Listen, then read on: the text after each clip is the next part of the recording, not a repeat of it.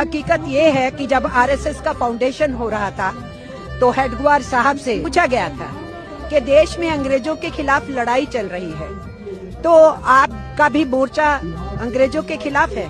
क्योंकि उसी टाइम में कम्युनिस्ट पार्टी भी बन रही थी, तो कम्युनिस्टों से पूछा गया तो उन्होंने कहा हम अंग्रेजों के खिलाफ लड़ेंगे और आजाद हिंदुस्तान में समाजवादी समाज बनाने की लड़ाई को आगे बढ़ाएंगे।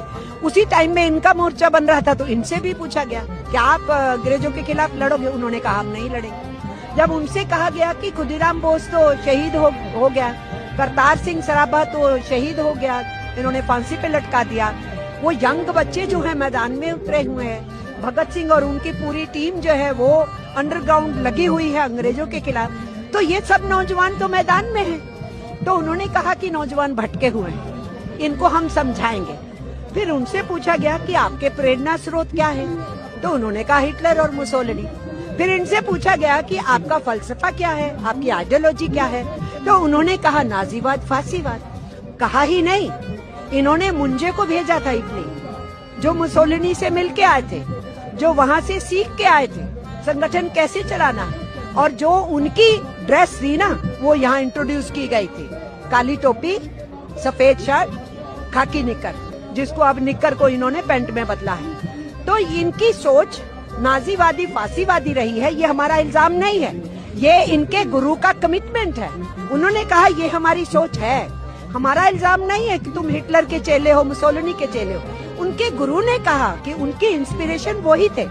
इसलिए जिन लोगों की ये सोच थी और जो ब्रिटिश साम्राज्यवाद से लड़ना नहीं चाहते थे और ट्रेड यूनियंस मैदान में थी और लड़ रही थी, 1920 में AITUC बन चुका था पूरे देश के अंदर, सारे देश की जो यूनियनें थी वो एक राष्ट्रीय झंडे के नीचे आ गई थी AITUC में, तो वो तो लड़ रहे थे।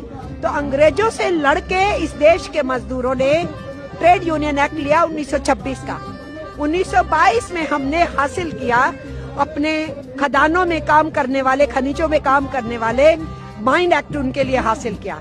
हमने 1923 में कानून अंग्रेजों से छीना, compensation act, compensation and maintenance.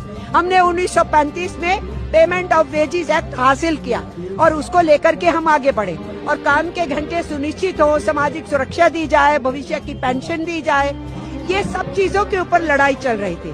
तो हमारा इल्जाम ये है कि हम तो लड़े, विदेशी हुकूमत के खिलाफ लड़े, हमारा कॉलोनियल माइंडसेट नहीं है जो गवर्नमेंट ने लेबर कोड्स को नोटिफाई करते हुए बोला।